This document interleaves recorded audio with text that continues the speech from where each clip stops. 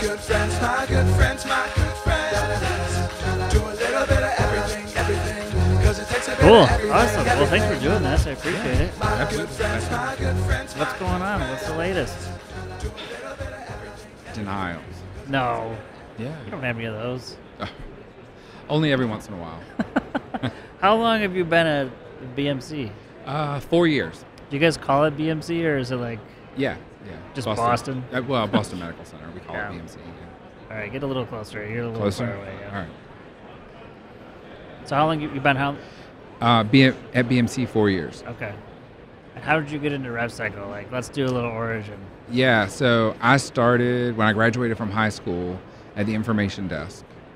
Like Nice. telling people like, oh, grandma's in, room 200, and that's how it started. And then from there, I went into financial counseling and IT and all You were a kinds of. financial counselor? Yeah.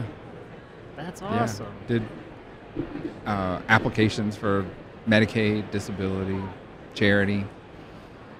Did that for a few years and then got an opportunity to become an IS analyst and started working on the kind of technology side Okay. of healthcare, and started to see how the clinical systems connect to the financial systems, and it piqued my interest. And so graduated from college and went into my first leadership position, and Just like that. boom, boom. Next thing I know, I was VP of Revenue Cycle at Memorial in Savannah, and Savannah. Savannah, Georgia. Where are you from? Savannah. You grew up in Yeah. Savannah? Well, I grew up in Orlando, and for high school, but born in Savannah. So You still have family there? yeah, my whole family. I guess you do have a little southern. a little, Little southern little draw? southern. Yeah, just a little. 4 years. I don't think I'll ever not pronounce my R's. Right. Right. It's fine. But yeah, it's we love Boston. We love the area. And it's been a great change for us. Yeah, significant difference. Yeah.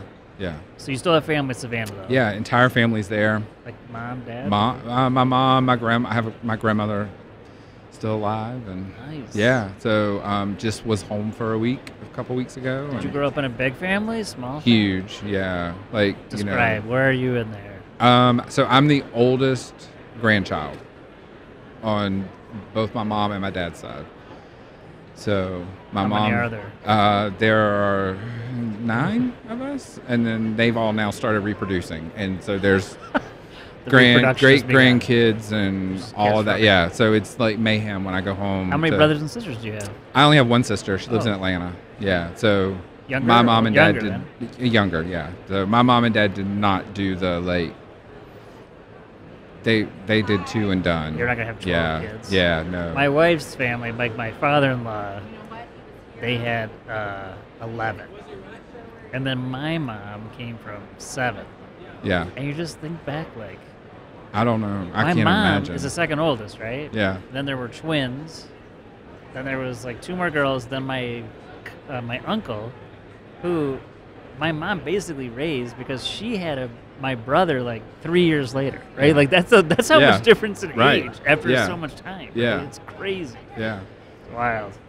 Yeah, those are families. Like I don't even understand that. Yeah, so, Christmas, Thanksgiving, Easter, like all the big holidays, it's 40 people, like before all the grandkids started having kids. Right. Now. I have good memories of that because we Yeah. did this. We'd get together, but Yeah. and we don't anymore. But I mean, it was like, I had good memories because my families were so crazy, and it was like just chaos. Yeah. with all those aunts and uncles. Yeah. right? Yeah, absolutely. Like there are people Yes. everywhere, all over my grandmother's house and spilling out into the yard and, Yeah. always a baseball game or something like going down. going on outside,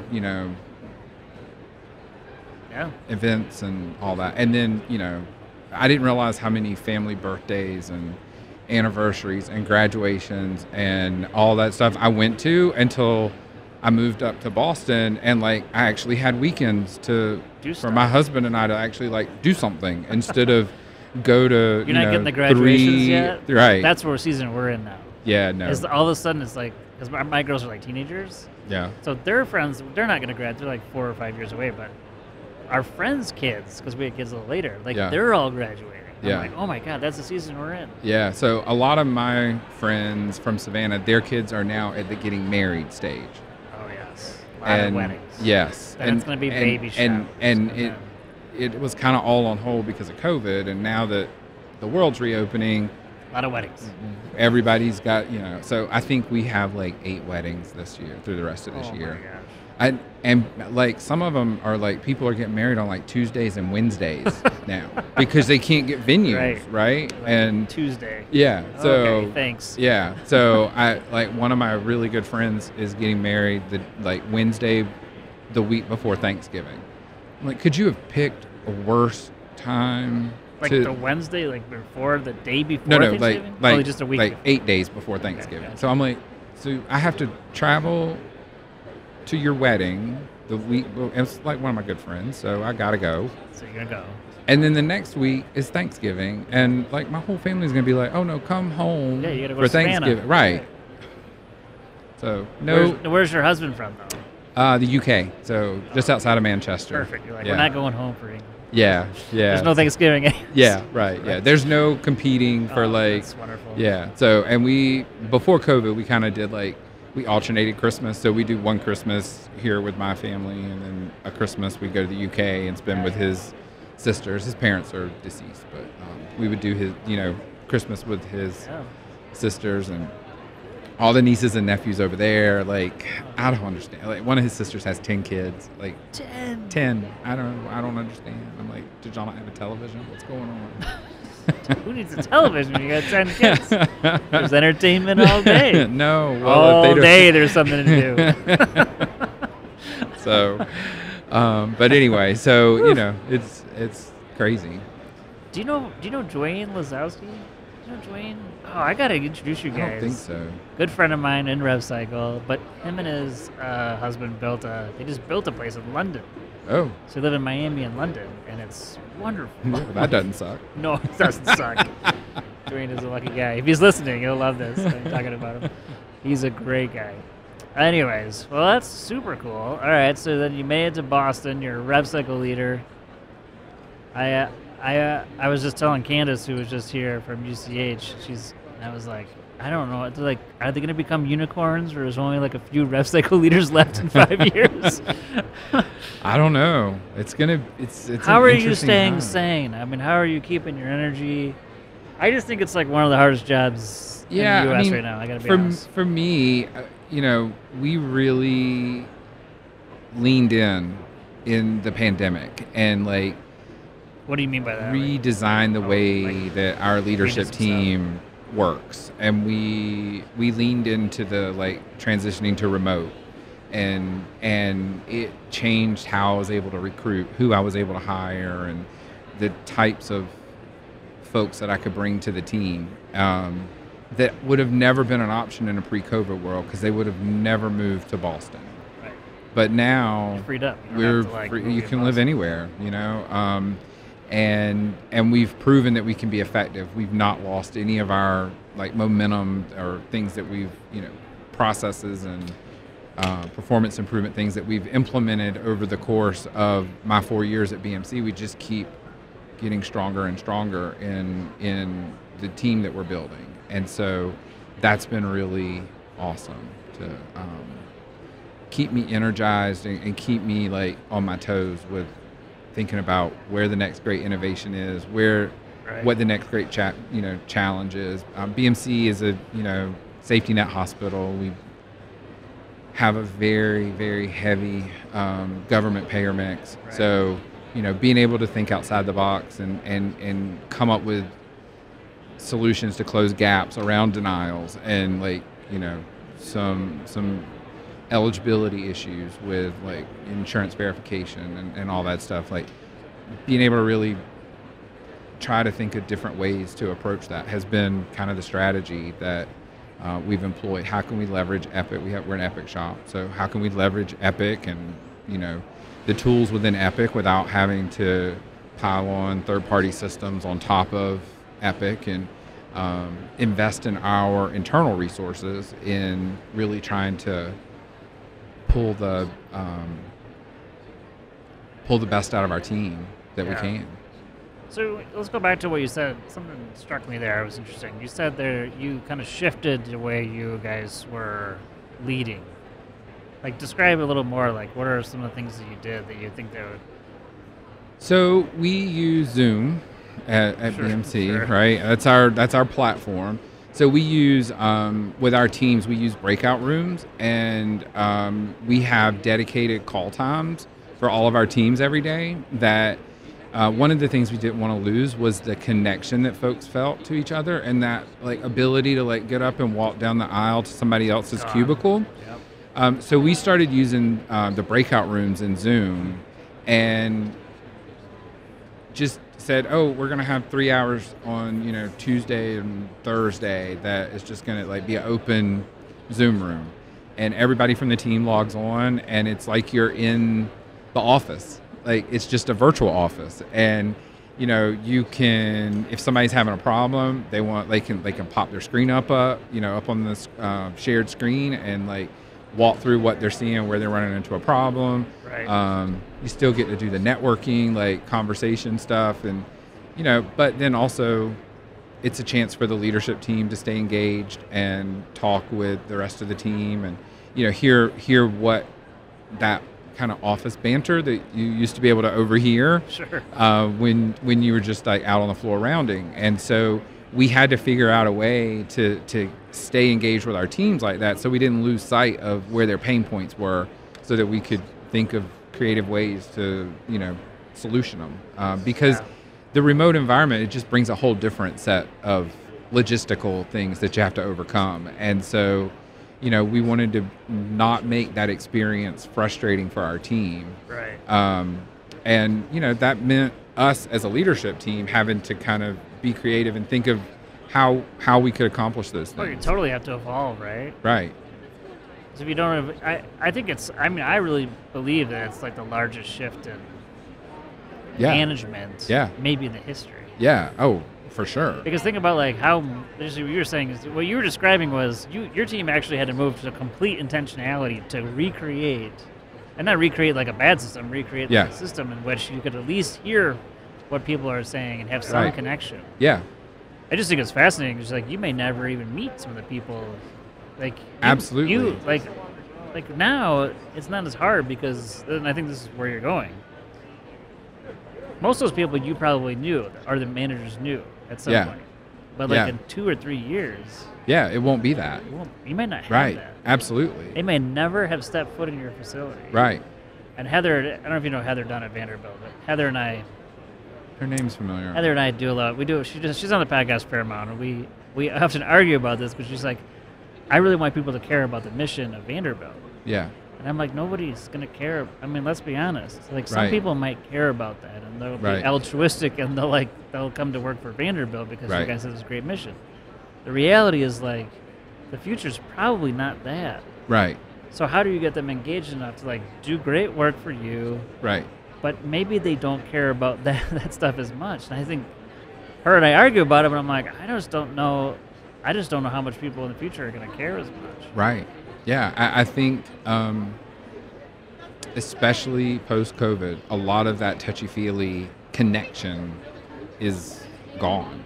I don't know. I don't know how we get it back. I don't know if we I get mean, I it think we back. thought they cared, but they Yeah. don't really care that. Yeah. I mean, it's easier to say you care when you're in it every day, Right. and like, But they're not like most of these people aren't in the hospital. Like on the back of this PFS in particular, right? They used to be in the basement. yeah. Now they're in some offsite building that's cheaper real Yeah. estate, and now they're not even there. They're Right. like- Now they're at home they're home.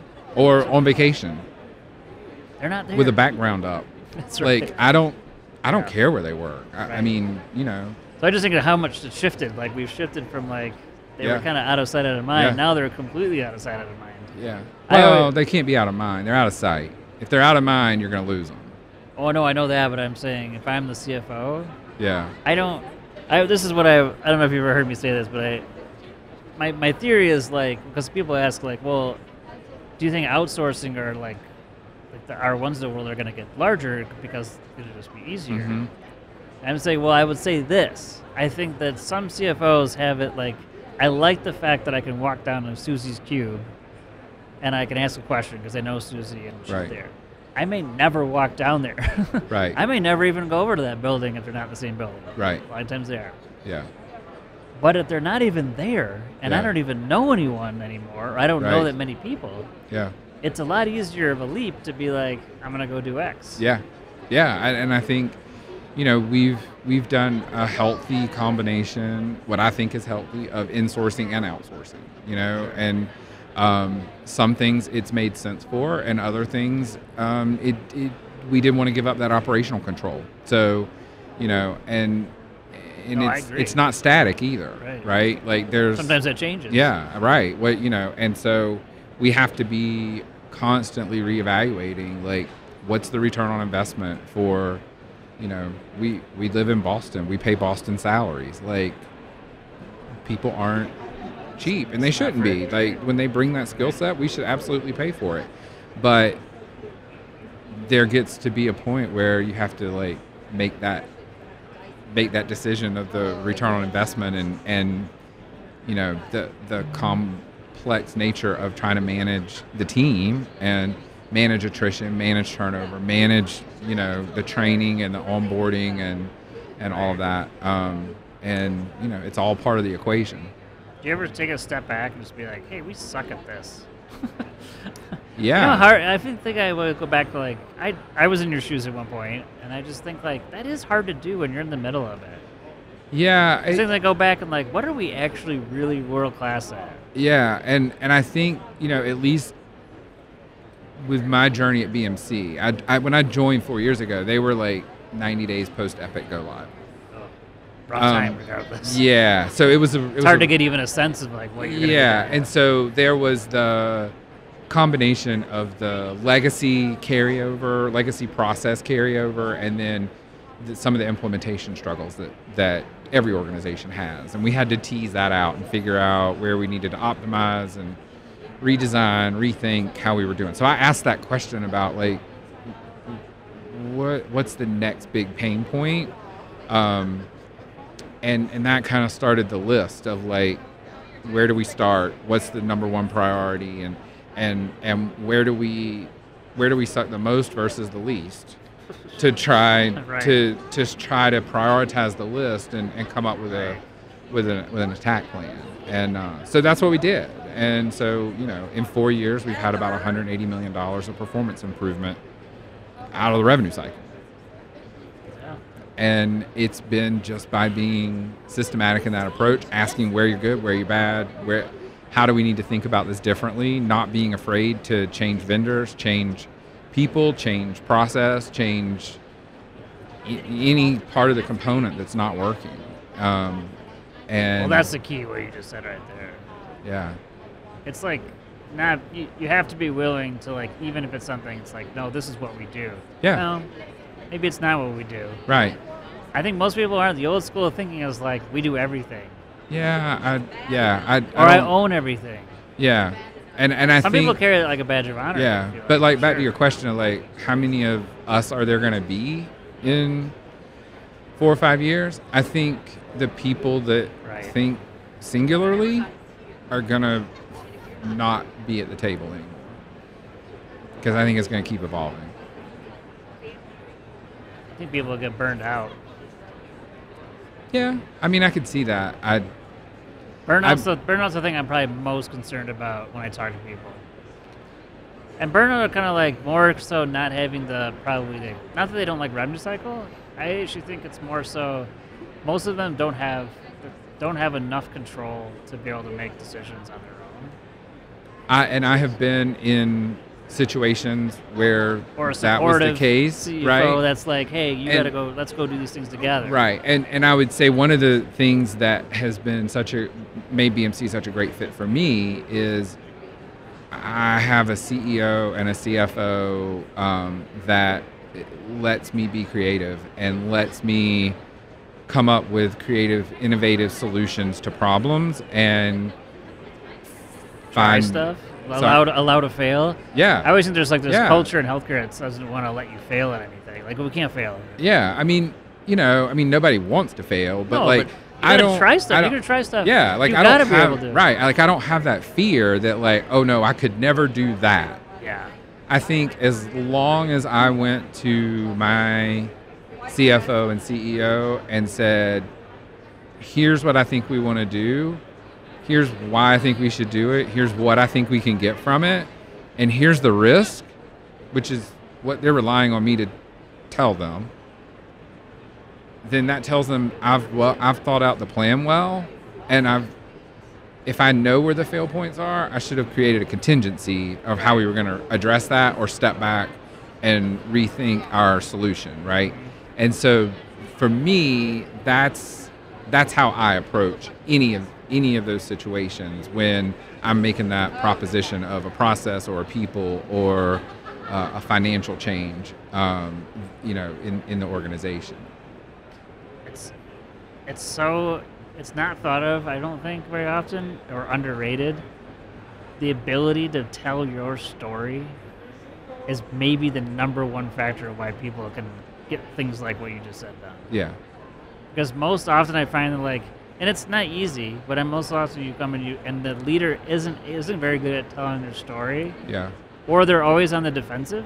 Yeah. And so they can't ever like make the progress because they're already on the defense, or they know they really aren't good at telling the story of something large. Yeah, yeah. I think the other thing that I like to think is a little different that I bring to revenue cycle is I've been on the operations side. So I've been responsible for running our medical group in Savannah. I've been responsible for case management. I've been Right. responsible for throughput. I've had environmental and food services and utilization review, and I've had operational It's like street departments cred in the hospital. report man. to me. And so when I Totally. go to talk to the COO or my VP of clinical practice, I can talk to them in a way that it makes it meaningful to them, and it help. And I change my approach based on what I feel like they would want to know, and what if I was in their shoes, what would I want to hear from my VP of revenue cycle Totally. when they were coming to tell me I had a problem, right? Or that they had a solution that I didn't even know that I need to be thinking about. No, that's great. And, perspective. and so that's the other thing that I hope to bring to my role in revenue cycle. No, it's important. Is that like Yeah. street cred, like you said, with the operators to say like Totally true. I've walked that mile and down that glass road. Like I know I was what I'm asking you to do. when I got out of grad school, I was actually business manager for surgical services at a hospital. Yeah. So I had reprocessing, Yeah. supplies. I had to work Yeah. with all these surgeons. Yeah. I was a middle manager. Yeah. And so I did that. It sucked. Trust me.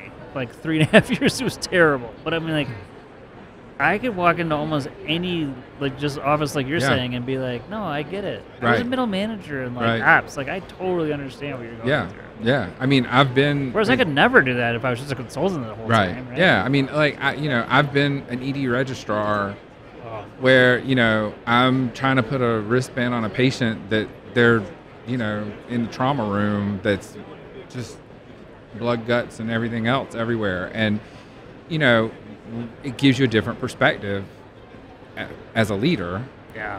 in a healthcare setting to take all of that baggage and experience with you into 'Cause you these did leadership it. roles, You right? did it. Because you've been there, done that, and you can feel the pain of what we ask the operator, as much as they ask us to do in the revenue cycle, we ask the operators to do that and more to make our clinics run. And oh, by the way, keep your patient satisfaction scores up and your quality scores, and make sure you hit all your population health indicators, and that you got everybody in for Can their you collect second those hemoglobin copays too? A1C, and and I'm like, oh, totally. well, make sure you do Blue Cross PPO, not HMO, or Right. I mean, the list goes on and on and on. And so, how can me as a revenue cycle leader offer something to operations to help support and take some of that workload off through a pre-service center or some other solution that, It's great. Jamie, this has been great. Yeah.